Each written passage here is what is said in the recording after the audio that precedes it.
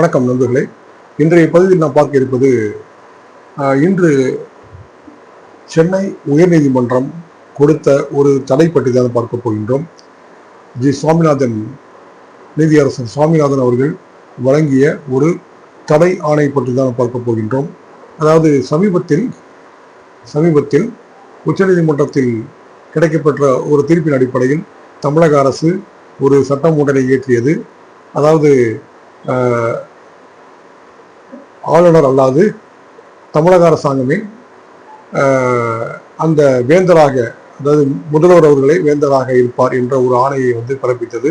மேலும் தமிழக அரசே அந்த அனைத்து பொறுப்புகளையும் கவனிக்கும் என்ற ஒரு சட்டத்தை இயற்றியது. அதன் அடிப்படையில் இந்த துணைவேந்தர்களுக்கு 10 இடங்கள் காலியாக இருக்கக்கூடிய அந்த துணைவேந்தர் அந்த பொறுப்பினை நியமிப்பதற்கு ஒரு 2 இடங்களுக்கு அவர்கள் அதற்கு விண்ணப்பித்திருந்தார்கள். ஸோ துணைவேந்தர் அப்படின்னு சொல்றது ஒரு யூனிவர்சிட்டியினுடைய ஒரு தலைவர், அவர் தான் நம்ம துணைவேந்தர் அப்படின்னு சொல்லுவோம், வைஸ் சான்சலர். இதற்கு முன்பாக தமிழக அரசினுடைய தற்போதைய அந்த ஆணையின்படி, சட்டத்தின்படி இதற்கு முன்பாக ஆளுநர் அவர்களே வேந்தராக இருந்தார். தற்பொழுது அந்த உச்ச நீதிமன்றத்தில் கிடைக்கப்பெற்ற தீர்ப்பின் அடிப்படையில் தமிழகத்தினுடைய வேந்தர் சான்சலர் முதலமைச்சர் அவர்கள் துணைவேந்தரை நியமிப்பதற்கு விண்ணப்பித்திருந்தார்கள். ஒரு 2 பதவிக்கு 2 இடங்களுக்கு தற்பொழுது அவங்க அதுக்கு கால்பார் கொடுத்திருந்தாங்க. ஸோ இதுக்கு பார்த்தீங்க அப்படின்னு கேட்டீங்கன்னா, மதுரையில வெங்கடாச்சலம் அப்படின்ற ஒரு அட்வொகேட் ஒருத்தர் ஒரு ஸ்டே கேட்டிருந்தார். ஸ்டே கேட்டு என்ன சொல்லியிருந்தார் அப்படின்னு சொல்லி பார்த்தீங்கன்னா, அந்த வழக்கில் இந்த மாதிரி துணைவேந்தரை நியமிப்பதற்கு தமிழக அரசுக்கு அதுக்கு அதிகாரம் இல்லை, நியமிக்க கூடாது அப்படின்றத நிறைய மேற்கோள் காண்பித்து அவர் கூறியிருந்தார். அப்படி சொல்லும் பொழுது அந்த யூஜிசி நார்ம்ஸ், அதாவது என்ன அப்படின்னு கேட்டீங்கன்னா, பொதுவாக இந்த முரண் இதற்கு முன்பாக ஆளுநர் கையில் பொறுப்பில் இருக்கும் பொழுது, அதாவது ஆளுநருக்கும் தமிழக அரசுக்கும் ஏற்பட்ட அந்த முரணே இந்த துணைவேந்தர் அவர்களை நியமிப்பதில் இருந்து தொடங்கியது அப்படின்றத நம்ம சொல்லலாம்.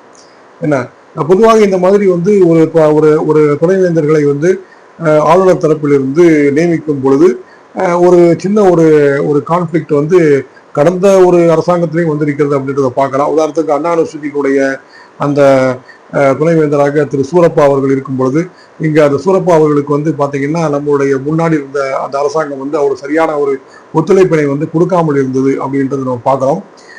ஒரு சூரப்பா அவர்கள் அண்ணா யூனிவர்சிட்டிக்காக அவர்கள் எவ்வளவு தூரம் அவர் அதை அன்றைக்கு அவர் செயலாற்றினார் அப்படின்றது நமக்கு தெரியும். நிறைய கட்டிடங்களை அவர் கட்டமைத்தார், நிறைய விஷயங்கள்லாம் செய்தார் அப்படின்றத பார்க்கிறோம்.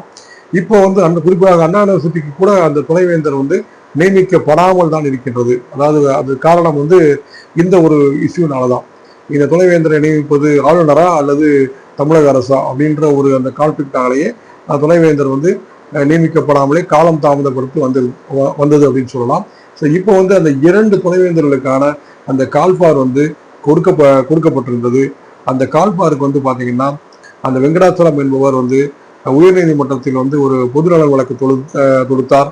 அந்த வழக்கினை விசாரித்த சாமிநாதன் அவர்கள், நீதியரசர் சாமிநாதன் அவர்கள் இன்று அந்த ஒரு தடை ஆணையை பிறப்பித்தார். தமிழக அரசின் சார்பில் மூத்த வழக்கறிஞர் MP வில்சன் அவர்கள் அதில் ஆஜரானாங்க. ஆஜராகும் பொழுது அவர்கள் எல்லாம் எடுத்துரைத்தார். இந்த மாதிரி உச்சநீதிமன்றத்தினுடைய தீர்ப்பினை மேற்கோள் காண்பித்தார். அதனால் இதற்கு தடை வழங்கக்கூடாது என்பதன் அடிப்படையில் அவர் கருத்துக்களை தெரிவித்தார். மேலும் தமிழக அரசுக்கு பதில் கொடுப்பதற்கு ஒரு போதுமான அவகாசம் வேண்டும் என்றும் அவர் வைத்தார். பட் அந்த அவகாசம் அனைத்தையும் புறம் அவர் கருத்தில் எடுத்துக்கொள்ளாமல் அந்த தீர்ப்பினை இன்று ஒரு தடை ஆணையை வழங்கியிருக்கின்றார். அந்த தடை ஆணையின் அடிப்படையில் தற்பொழுது தமிழக அரசு அந்த துணைவேந்தர்களை நியமிப்பதற்கு ஒரு தடையானது விதிக்கப்பட்டது. ஸோ இதற்கு அப்புறம் எப்படி போகும் அப்படின்றது, வழக்கு எப்படி போகும் அப்படின்றத நம்ம பொறுத்து இருந்தா பார்க்கணும். இப்போ இந்த இடத்துல இது பார்த்தீங்கன்னா, இந்த உச்சநீதிமன்றம் கொடுத்த அந்த தீர்ப்பிற்கு அதாவது எதிராகன்னு சொல்ல முடியாது, அந்த தீர்ப்பின் காரணமாக ஜனாதிபதி அவர்கள் ஒரு 14 கேள்வியினையும் உச்ச நீதிமன்றத்திற்கு கேட்டிருக்கின்றார்கள் அப்படின்றத பார்க்கிறோம்.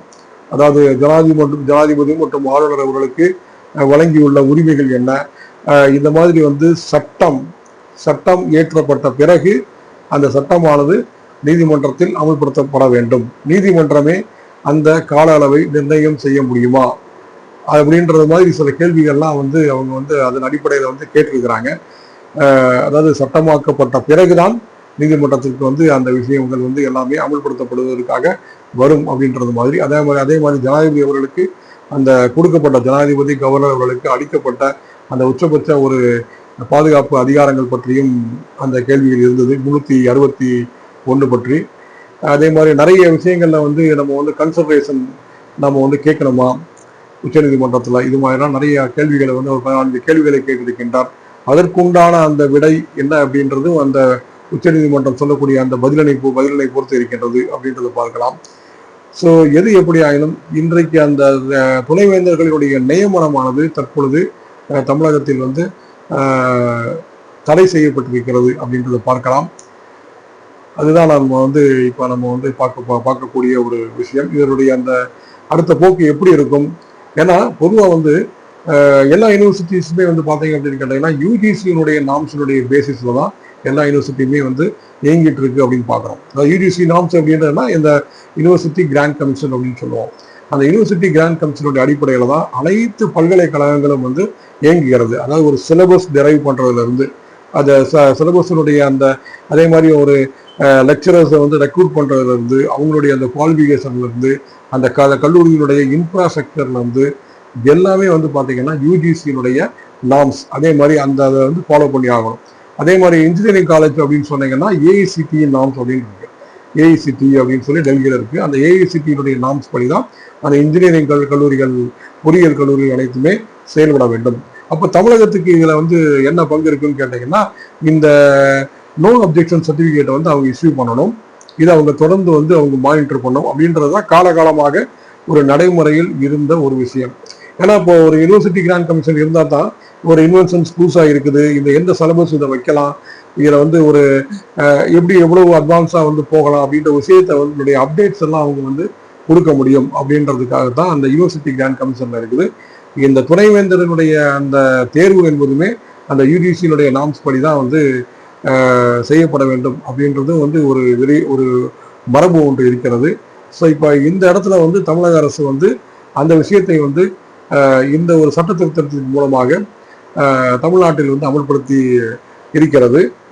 அப்படி அமல்படுத்தி இருக்கக்கூடிய அந்த விஷயத்திற்கு வந்து இந்த ஜி சாமிநாதன் அவர்கள் வந்து இன்று கொடுத்த ஒரு தடை ஆணை தற்காலிகமாக இந்த துணைவேந்தரை தேர்வு செய்வதற்கு ஒரு தடை ஆணை பிறப்பிக்கப்பட்டிருக்கிறது அப்படின்றத பார்க்கலாம். இந்த வழக்கு எந்த அளவுக்கு போகும் அப்படின்றத நம்ம பொறுத்திருந்து பார்க்கலாம். நண்பர்களே, நன்றி.